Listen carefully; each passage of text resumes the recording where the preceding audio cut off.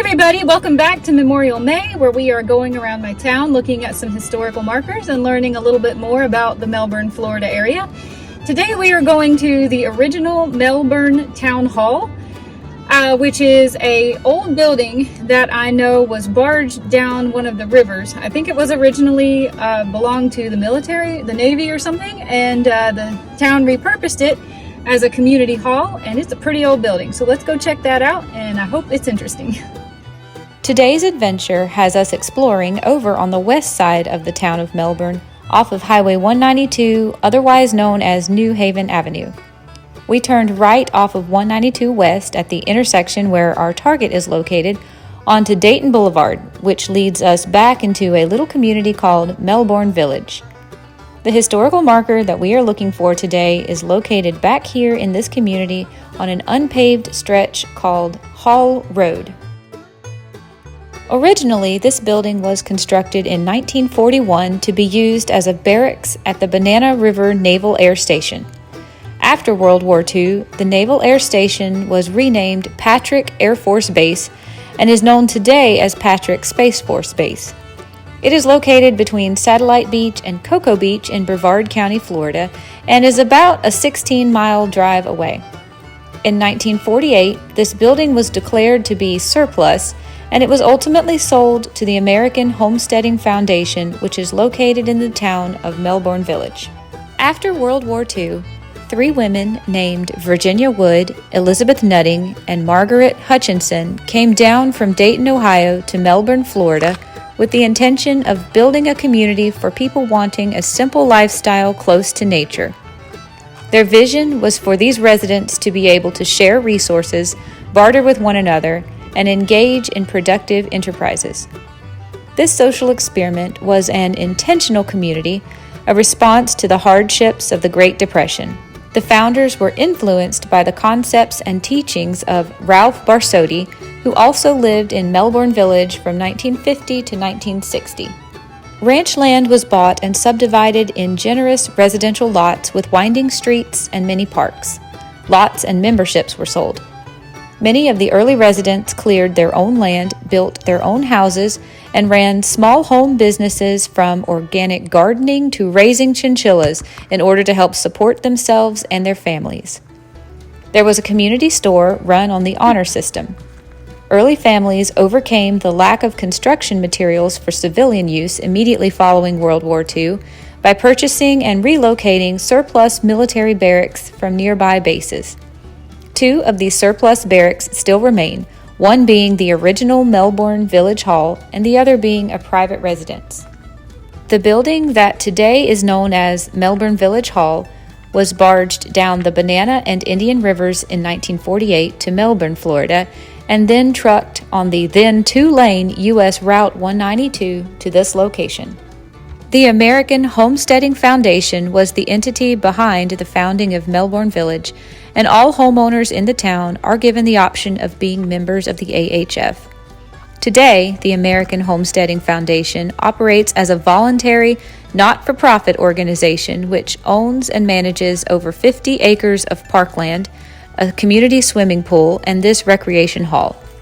It is a habitat for native plants, birds, and animals, including gopher tortoises, indigo snakes, and bobcats. The AHF sponsors year-round educational and social events for all ages. All residential property owners are eligible to join, and it is not an HOA. This hall became the center of village life and was used for the AHF trustee meetings and their annual AHF membership meetings. It has also been used for square dancing, life-saving and first aid classes, women's guild activities, study groups for organic gardening, arts and drama, children's craft classes, and storytime programs. The town of Melbourne Village was incorporated in 1957 out of a concern of being annexed by Melbourne or included in the incorporation of West Melbourne. From 1957 to 1963, this building provided office space for the newly incorporated town. Today, there are around 681 people residing in this town.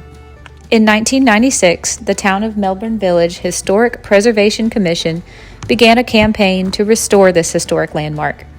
the town of Melbourne Village received a grant from Brevard County. Today, there are about 300 members homesteading in this village.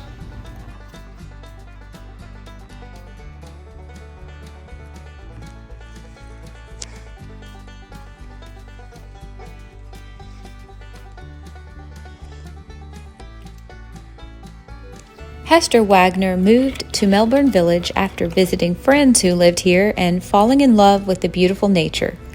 An interview with her can easily be found on YouTube if you search Hester Wagner Melbourne Village. She presents a beautiful history on the earliest days of this town's existence.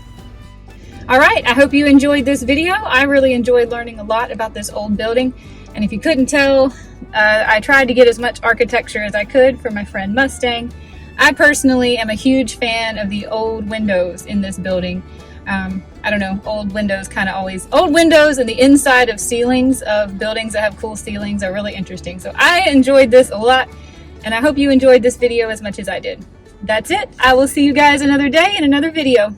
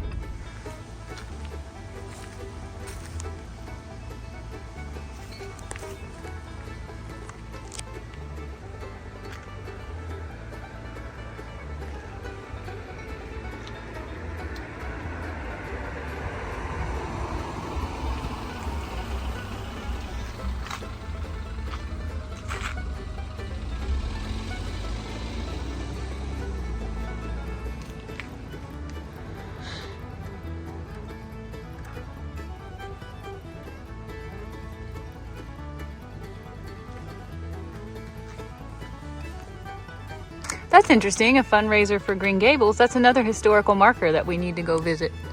I've been there, but never for when they had the open house, and we could actually see what's inside the house. Newspaper receptacles, oh. I'm seeing a theme of cardinals around here. I'm gonna have to look that up and see if that is, I mean, they're everywhere. My aunt likes cardinals a lot. Pool will be closed. Well, I'm not a member of this community, so that doesn't affect me. Man, this is a big bulletin board and it has a lot of rules, doesn't it?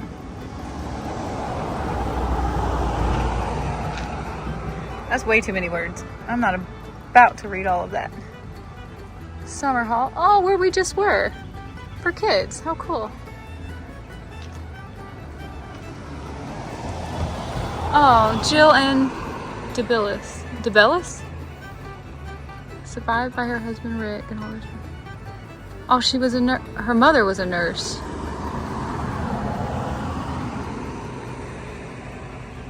Aww. I was a nurse. I don't know if I've ever said that on this channel. Maybe. Oh, she was into crafting. Michael's and Joann's, two of my favorite stores. My goodness. Well, Godspeed. Maybe I can find a picture of her. I hate that there's not a picture here. Maybe I can find a picture of her. What is this? Is this a logbook? Oh, those are birds. I wonder what that means. Are these birds that have been seen here? This is going to be tough to do with one hand, guys. Black snake, cotton-tail rabbits. Painted, oh my goodness. Somebody's logging the birds they see. That is so cool. Okay, I can't do this with one hand, and I certainly don't want people to get suspicious and wonder what I'm out here doing. I'm gonna put that back right where I found it. Very interesting. I know people down here in Florida are really into their birds. Park paths. Oh, another obituary here. This is such a neat community board, and oh, more cardinals. Look at that. Wonder what this is for. This thing.